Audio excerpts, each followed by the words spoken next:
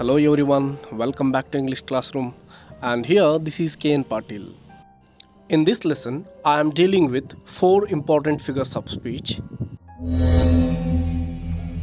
They are metaphor, simile, personification, and alliteration. So let's move on to the meaning of figures of speech now. A figure of speech is a phrase or word having different meanings than its literal meanings.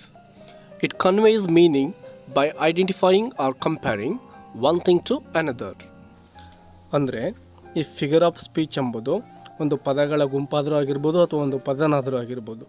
ಇದೇನು ಮಾಡುತ್ತೆ ಅಂದರೆ ಆ literal ಮೀನಿಂಗಿಗಿಂತ ವಿಭಿನ್ನವಾದಂತಹ ಬೇರೆ ಅರ್ಥವನ್ನು ಕೊಡುತ್ತದೆ. ಹೇಗೆ ಅಂದರೆ ಒಂದು ವಸ್ತುವನ್ನು ಇನ್ನೊಂದು ವಸ್ತುವಿನೊಂದಿಗೆ ಹೋಲಿಕೆ ಮಾಡೋದ್ರ ಮುಖಾಂತರ ಒಂದು ಬೇರೆ ಅರ್ಥವನ್ನೇ ಕೊಡುತ್ತದೆ. ಯಾವ ರೀತಿ ಒಬ್ಬ ವ್ಯಕ್ತಿ ತಾನು ಸುಂದರವಾಗಿ ಕಾಣಿಸ್ಕೋಬೇಕು ಅಂತೇಳಿ ತನ್ನ ದೇಹವನ್ನು ಅಲಂಕರಿಸ್ಕೊಳ್ತಾನೋ ಅದೇ ರೀತಿ ಒಬ್ಬ ಸಾಹಿತಿ ಆಗಿದ್ದಂಥವನು ತನ್ನ ಸಾಹಿತ್ಯ ಅತ್ಯಂತ ಸುಂದರವಾಗಿ ಕಾಣಬೇಕು ಅನ್ನೋ ಉದ್ದೇಶದಿಂದ ಈ ಫಿಗರ್ ಆಫ್ ಸ್ಪೀಚ್ಗಳನ್ನು ಅಥವಾ ಅಲಂಕಾರಗಳನ್ನು ತನ್ನ ಒಂದು ಸಾಹಿತ್ಯಿಕವಾದ ಕೆಲಸದಲ್ಲಿ ಬಳಸ್ತಾನೆ. ಫಾರ್ ಎಕ್ಸಾಂಪಲ್, ಯಾವುದೋ ಒಬ್ಬ ವ್ಯಕ್ತಿ ತುಂಬ ದಡುತಿಯಾದಂತಹ ಆಕಾರವನ್ನು ಅಂದರೆ ತುಂಬ ದಪ್ಪನಾದಂತಹ ದೊಡ್ಡದಾದ ದೇಹವನ್ನು ಹೊಂದಿದ್ದಾನೆ ಅಂತ ಹೇಳೋದ್ರ ಬದಲು ನಾವು ಆ ವ್ಯಕ್ತಿಯನ್ನು ಭೀಮಕಾಯದವನು ಅಂತ ಹೇಳೋದ್ರಲ್ಲಿ ಆ ಒಂದು ಭಾಷೆಯ ಸೌಂದರ್ಯ ಕಾಣಬಹುದು. ಇಲ್ಲಿ ನಾವು ಆ ವ್ಯಕ್ತಿಯನ್ನು ಆ ಭೀಮನಿಗೆ ಹೋಲಿಸ್ತಾ ಇದ್ದೇವೆ. ಭೀಮಕಾಯ ಅಂದರೆ ದೊಡ್ಡದಾದ ದೇಹವನ್ನು ಹೊಂದಿರತಕ್ಕಂಥವನು ಅನ್ನೋ ಮೀನಿಂಗನ್ನು ಆ ಒಂದು ಸೆಂಟೆನ್ಸ್ ಕೊಡುತ್ತೆ. ಸೊ ನಾವು we can discuss those 4 figure of speeches one by one. Let's move on to the main topic now. The first figure of speech is metaphor. A metaphor is a figure of speech that makes a hidden comparison between two things that are unrelated but which share some common characteristics. ಅಂದರೆ ಒಂದಕ್ಕೊಂದು ಸಂಬಂಧ ಇರದೇ ಇರತಕ್ಕಂತಹ ಎರಡು ವಸ್ತುಗಳಲ್ಲಿ ಗೌಪ್ಯವಾಗಿರ್ತಕ್ಕಂತಹ ಒಂದು ಹೋಲಿಕೆ ಏನಿರುತ್ತೋ ಅದನ್ನು ನಾವು ಭಾಷೆಯಲ್ಲಿ ತರೋದನ್ನೇ ನಾವು ಮೆಟಫರ್ ಅಂತೇಳಿ ಕರಿತೀವಿ. ಇಲ್ಲೇನು ಅಂದರೆ ಆ ಎರಡು ವಸ್ತುಗಳಲ್ಲಿ ಯಾವುದೋ ಒಂದು ಹೋಲಿಕೆ ಸಾಧ್ಯ ಇರುತ್ತೆ, ಆದರೆ ಅದು ಗುಪ್ತವಾಗಿರುತ್ತೆ. ಅದನ್ನೇ ನಾವು ಭಾಷೆಯಲ್ಲಿ ಬಳಸ್ತೇವೆ. ಫಾರ್ ಎಕ್ಸಾಂಪಲ್ ಹೇಳೋದಾದರೆ, look at the first picture here. We are calling that person as early bird because every day he is waking up very early. That's why we are comparing that person to early bird. ಅಂದರೆ ಒಬ್ಬ ವ್ಯಕ್ತಿ ಪ್ರತಿನಿತ್ಯವೂ ಬೆಳಿಗ್ಗೆ ಏನಂದರೆ ಬೇಗ ಹೇಳ್ತಾ ಇರ್ತಾನೆ. ಆ ಪಕ್ಷಿಗಳು ಯಾವ ರೀತಿ ಸೂರ್ಯೋದಯಕ್ಕಿಂತ ಮೊದಲೇ ಆ ಹೊಂಗಿರಣಗಳು ಬಿದ್ದ ತಕ್ಷಣವೇ ಯಾವ ರೀತಿ ಎದ್ದು ಹಾರಾಟ ಮಾಡಲಿಕ್ಕೆ ಸ್ಟಾರ್ಟ್ ಮಾಡ್ತಾವೋ ಅದೇ ರೀತಿ ಒಬ್ಬ ವ್ಯಕ್ತಿ ಬೇಗನೆ ತನ್ನ ಹಾಸಿಗೆಯನ್ನು ಬಿಟ್ಟು ಮೇಲೆ ಹೇಳ್ತಕ್ಕಂಥದ್ದನ್ನು ನಾವು ಇಲ್ಲಿ ಏನಂದರೆ ಆ ಒಂದು ಅರ್ಲಿ ಬರ್ಡ್ಗೆ ಕಂಪ್ಯಾರಿಸನ್ ಮಾಡ್ತಾ ಇದ್ದೀವಿ. Look at the another picture here. We are calling that person as walking encyclopedia. It means that that person has a lot of knowledge. That's why we are simply calling him walking encyclopedia. Like this here, there is a hidden meaning. So that's why these two are metaphors. Let's see some other examples for metaphor now. My legs are pillars. The moon is a white balloon. The thunder was a mighty lion.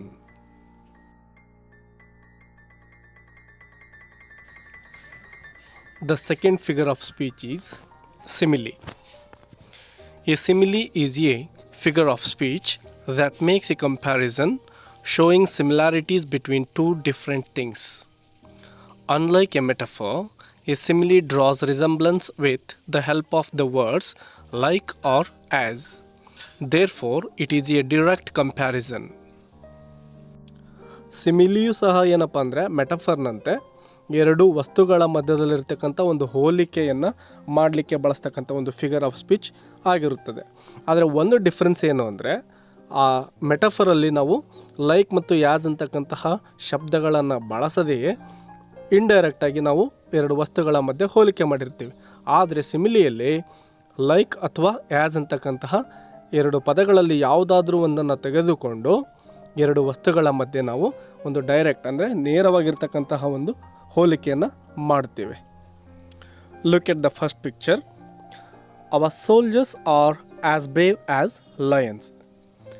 Here we are using a word as to compare between the lions and our soldiers. Here we are comparing our soldiers to lions, and to compare those two different things we are using a word as. That's why this is a simile. ಈ ಒಂದು ಎಕ್ಸಾಂಪಲಲ್ಲಿ ನಾವು ನಮ್ಮ ಒಂದು ಸೈನಿಕರನ್ನ ಸೋಲ್ಜರ್ಸನ್ನು Lions ಜೊತೆ comparison ಮಾಡ್ತಾ ಇದ್ದೀವಿ, ಮತ್ತು comparison ಮಾಡಲಿಕ್ಕೆ ಆ್ಯಸ್ ಅಂತಕ್ಕಂಥ ಒಂದು ವರ್ಡನ್ನು ಯೂಸ್ ಮಾಡಿದ್ದೇವೆ. ಹಾಗಾಗಿ ಇದು ಒಂದು ಸಿಮಿಲಿ ಆಗಿದೆ. Look at the second example. They fight like cats and dogs. Here we are comparing a fight between two friends or maybe two people to the fight of cats and dogs, and we use here like. That's why this is also a simile. ಇಲ್ಲೇನು ಅಂದರೆ ಆ ಇಬ್ಬರು ವ್ಯಕ್ತಿಗಳು ಜಗಳ ಮಾಡ್ತಾ ಇರ್ತಕ್ಕಂಥದ್ದನ್ನು ನಾವು cats and dog ರೀತಿಯೇ ಇವರು ಫೈಟ್ ಮಾಡ್ತಾ ಇದ್ದಾರೆ ಅಂತ ಕಂಪ್ಯಾರಿಸನ್ ಮಾಡ್ತಾ ಇದ್ದೇವೆ. ಮತ್ತು ನಾವು ಇಲ್ಲಿ ಯೂಸ್ ಮಾಡಿರ್ತಕ್ಕಂಥದ್ದು ಲೈಕ್ ಅಂತಕ್ಕಂಥ ಒಂದು ಪದವನ್ನು. ಹಾಗಾಗಿ ಇದು ಕೂಡ ಸಿಮಿಲಿ ಆಗಿದೆ. Here are some more examples for you. Love swells like the Solway. They fought like cats and dogs. My heart is like a singing bird. He is as hungry as a wolf. He is as brave as a tiger. He is as busy as a bee. The third figure of speech is personification. Personification is a figure of speech in which a thing, an idea or an animal is given human attributes. ಅಂದರೆ ಯಾವುದೇ ಒಂದು ವಸ್ತು ಅಥವಾ ಒಂದು ಪ್ರಾಣಿ ಅಥವಾ ಒಂದು ವಿಚಾರದಲ್ಲಿ ಮನುಷ್ಯನ ಗುಣಗಳು ಇರ್ತಕ್ಕಂಥದ್ದನ್ನು ಹೇಳಿದರೆ ಅದು ಪರ್ಸನಿಫಿಕೇಷನ್ ಅಂತೇಳಿ ಕರೆಸಿಕೊಳ್ಳುತ್ತೆ. ಅಂದರೆ ಆ ಜೀವ ಇರದೇ ಇರತಕ್ಕಂತಹ ವಸ್ತುಗಳೇನಿರ್ತವೆ ಅವುಗಳು ಯಾವುದೋ ಒಂದು ಮನುಷ್ಯ ಮಾಡುವ ಕೆಲಸವನ್ನು ಮಾಡ್ತಾ ಇರ್ತವೆ. ಅಂತಹ ಒಂದು ಫಿಗರ್ ಆಫ್ ಸ್ಪೀಚನ್ನು ನಾವು ಪರ್ಸನಿಫಿಕೇಷನ್ ಅಂತ ಕರಿಬೋದು. Look at the first picture. The sky weeps. It means that ಆ ಒಂದು ಮೋಡ ಕಣ್ಣೀರನ್ನು ಹಾಕ್ತಾ ಇದೆ ಅಂತಕ್ಕಂಥದ್ದು. ಮೋಡ ಕಣ್ಣೀರು ಹಾಕೋದಿಲ್ಲ, ನಾವು ಮನುಷ್ಯರು ಕಣ್ಣೀರು ಹಾಕ್ತೇವೆ. ಆದರೆ ನಾವು ಇಲ್ಲಿ ಆ ಮೋಡವೇ ಕಣ್ಣೀರು ಸುರಿಸ್ತಾ ಇದೆ ಅಂಥೇಳಿ ಆ ಒಂದು ಮನುಷ್ಯನ ಒಂದು ಗುಣವನ್ನು ನಾವು ಆ ಮೋಡಕ್ಕೆ ಅನ್ವಯ ಮಾಡ್ತಾ ಇದ್ದೇವೆ. ಹಾಗಾಗಿ this is a personification. Look at the second picture also. The fire swallowed the entire forest. ಅಂದರೆ ಆ ಸಂಪೂರ್ಣವಾದ ಅರಣ್ಯವನ್ನು ಬೆಂಕಿಯು ನುಂಗಿ ಹಾಕ್ತು, ಅಂದರೆ ಅದು ಸುಟ್ಟು ಭಸ್ಮವನ್ನು ಮಾಡ್ತಾ ಇದೆ ಅದನ್ನೆಲ್ಲವನ್ನು, ಅರಣ್ಯವನ್ನು. ಆ ಅರ್ಥವನ್ನು ಕೊಡಲಿಕ್ಕೆ ನಾವು the fire swallowed the entire forest ಅಂದರೆ ಸಂಪೂರ್ಣವಾದ ಅರಣ್ಯವನ್ನೇ ನುಂಗಿ ಹಾಕ್ತು ಅಂತ ಬಳಸಿದ್ದೇವೆ. ಇಲ್ಲಿ ಆ ಮನುಷ್ಯರು ಅಥವಾ ಪ್ರಾಣಿಗಳಾದಂಥವರು ತಮ್ಮ ಆಹಾರವನ್ನು ನುಂಗ್ತವೆ. ಅದೇ ರೀತಿ ಅದೇ ಗುಣವನ್ನು ನಾವು ಆ ಫಾರೆಸ್ಟ್ಗೂ ಕೂಡ ಅಪ್ಲೈ ಮಾಡ್ತಾ ಇದ್ದೇವೆ. ಆ ಒಂದು ಅರಣ್ಯವನ್ನು ಸಂಪೂರ್ಣವಾಗಿ ಆ ಬೆಂಕಿ ನುಂಗ್ತಾ ಇದೆ ಅಂತಕ್ಕಂಥ ಒಂದು ಅರ್ಥವನ್ನು ಕೊಡಲಿಕ್ಕೆ ನಾವು ಅಪ್ಲೈ ಮಾಡಿದ್ದೇವೆ. ಹಾಗಾಗಿ this is also personification. Some more examples for you. The shadow of the moon danced on the lake. The flood raged over the entire village. Reluctant sun. Death's second self that seals up all in rest. When the night had veiled the pole, she was an elfin pinnace. The fourth figure of speech is alliteration. The use of the same sound or sounds, especially consonants, at the beginning of several words that are close together is called as alliteration. ಅಂದರೆ ಒಂದೇ ಧ್ವನಿಯನ್ನು ಹೊರಡಿಸ್ತಕ್ಕಂತಹ ಪದಗಳನ್ನು ಒಂದಾದ ನಂತರ ಒಂದು ಜೋಡಿಸಿದರೆ ಅದನ್ನು ನಾವು ಅಲಿಟ್ರೇಷನ್ ಅಂತೇಳಿ ಕರಿತೇವೆ.